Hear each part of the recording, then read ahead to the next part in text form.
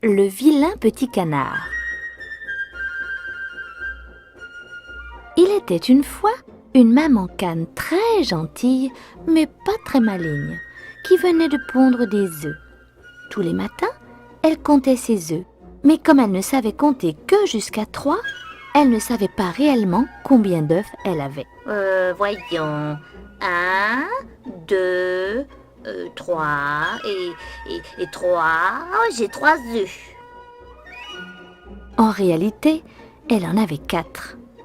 Plusieurs semaines passèrent et finalement, un jour, les œufs commencèrent à bouger.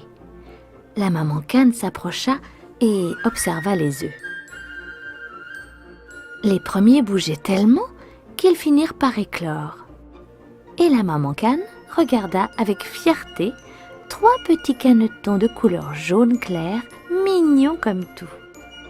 Il restait cependant encore un œuf dans le nid qui refusait d'éclore.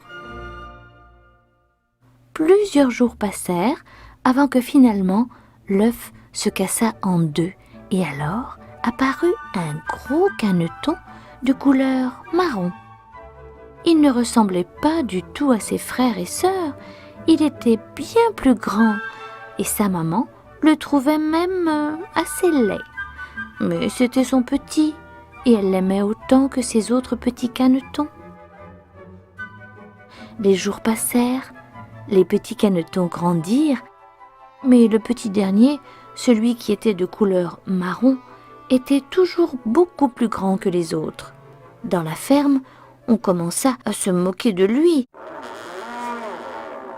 Et cela le rendit triste. Heureusement que sa maman lui donnait beaucoup d'amour. Oh là là, qu'est-ce qu'il est laid, ce caneton! Cela suffit. Laissez-le tranquille à la fin, ou je vais me fâcher. Le vilain petit canard n'avait pas d'amis et restait souvent seul, dans son coin. Il passait son temps à se promener dans la campagne autour de la ferme. Ce qu'il aimait le plus, c'était s'isoler dans un coin et admirer ces grands oiseaux blancs et magnifiques que l'on appelle des cygnes. Puis arriva un jour important dans la vie des canards. C'était le jour où les mamans canes doivent présenter leurs canetons pour la première fois à la grande mare aux canards. Elle vérifia qu'ils soient tous présentables, car tous les canards des environs seront là et il fallait faire une bonne impression. C'était l'événement de l'été. Pour cette présentation, la maman cane avait appris à ses petits à nager en file indienne derrière elle. La famille se dirigea vers la mare et trouva un petit banc de sable caché derrière des roseaux pour pénétrer dans l'eau. Vous êtes prêts, les petits? Oui, maman! Alors attention, en file indienne, en avant. La petite troupe entra dans l'eau et partit en direction des autres canards qui pataugeaient de l'autre côté de la mare. En arrivant devant les autres canards, la maman, toute fière, entendit des exclamations admiratives. Oh, qui sont mignons, qui nagent bien en file indienne. Soudain, les cris admiratifs se transformèrent en rires moqueurs. Le vilain petit canard, qui était le dernier de la file, faisait son apparition. Oh, qu'il est laid celui-là. Mais d'où vient-il? On dirait une poule. Quel drôle de petit laidron. Laidron. La maman se mit en colère, mais ne put rien dire, car tous ces canards de la région étaient ses amis, et elle ne voulait pas se fâcher avec eux. Plus tard, après la présentation, elle s'adressa au vilain petit canard. Ne les écoute pas, ils sont méchants. Tu es un de mes petits canetons et je t'aimerai toujours autant que les autres. Là. Mais le petit canard ne la crut pas. Il était triste, car sa maman n'avait rien dit quand les autres canards se moquaient de lui. Il en était désespéré, car en plus, il n'avait pas d'autres amis à la ferme. Il partit se mettre à l'écart près de la mare et regarda le ciel. Soudain, il vit un groupe de cygnes blancs voler au-dessus des nuages. Oh, qu'est-ce qu'ils étaient beaux!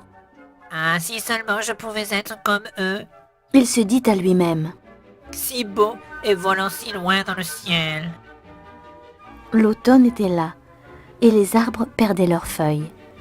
Il faisait froid, et tous les animaux de la ferme restaient au chaud. Le vilain petit canard n'avait pas froid, et décida de partir loin de tout ce monde hostile et moqueur. Il marcha des heures et découvrit de nouvelles contrées. Soudain, il entendit un bruit effrayant. Ah, c'étaient des chasseurs. Et ils avaient des chiens. Ah, il se cacha dans les roseaux d'une mare et attendit. Un gros chien s'approcha de lui et le renifla. Allez, mon chien, cherche, trouve le canard. Je suis perdu. Oh, j'aurais dû rester à la ferme avec ma maman. Mais le chien soudain flaira une nouvelle piste et disparut. Ça alors, je suis tellement laid que même le chien n'a pas voulu de moi. Peu après, un groupe de canards s'envola et les chasseurs tirèrent. Le vilain petit canard décida de rentrer à la ferme, car sa maman devait être inquiète.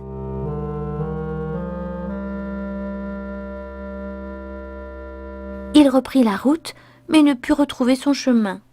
Un orage éclata.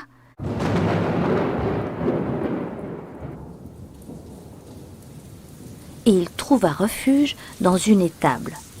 Il se coucha dans la paille et s'endormit. Peu après, une petite fille pénétra dans l'étable et le vit. Elle le prit dans ses bras et le ramena avec lui à la ferme. Regarde, papa, ce que j'ai trouvé. On dirait un petit canard. Tu crois?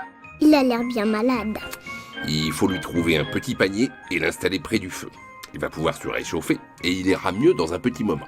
Et le petit canard, pour la première fois, découvrit que des gens pouvaient être aimables et gentils.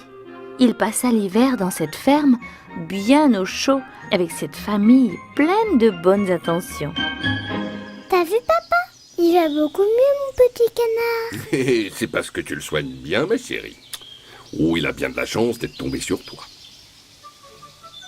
Le printemps fit son apparition avec ses fleurs et ses chants d'oiseaux.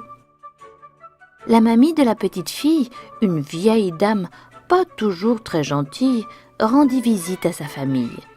La petite fille voulut absolument lui montrer son petit canard. Regarde, mamie, ce que j'ai trouvé. Mais qu'est-ce que c'est? Mais tu ne vois pas? C'est un petit canard. Oh, ça ne peut pas être un canard. Il est bien trop gros. En entendant ces mots, le petit canard devint tout triste, puis se mit en colère. Puisque c'est comme ça, je m'en vais. Et notre petit canard partit sur la route, triste d'avoir perdu ses nouveaux amis. Il marcha longtemps, et puis se retrouva près de la ferme où il était né. Il vit même au loin sa maman avec ses frères et sœurs qui pataugeaient dans la mare. Comme il ne voulait pas qu'on le voie, il se cacha parmi les roseaux de la mare, quand, soudain, il vit le groupe de cygnes qui étaient de retour de leur long voyage vers le sud. Ils se baignaient juste à côté de lui. L'un d'eux s'approcha et lui dit « Bonjour toi, que fais-tu là tout seul? Viens avec nous. » Mais je ne comprends pas. Vous voulez que j'aille avec vous? Bien sûr, tu ne vas pas rester tout seul comme ça. Allez, viens. Le petit canard ne comprenait pas. Il recula et sortit de l'eau. Il regarda les cygnes, tout blancs et tellement majestueux, qui pataugeaient avec grâce dans la mare. Puis il baissa la tête et vit son reflet dans l'eau. Oh! Il eut une énorme surprise, car il était devenu tout blanc et majestueux lui aussi. Je suis donc un cygne? Ça alors, ça alors. Évidemment. Et ta place est avec nous. Le vilain petit canard comprit tout en un instant et se dirigea vers ses semblables, les autres cygnes. Attendez-moi, j'arrive. Et le gentil petit canard, le gentil petit cygne, vécut heureux avec ses nouveaux amis et devint beau et gracieux comme eux, faisant l'admiration de tous les petits canards de la terre.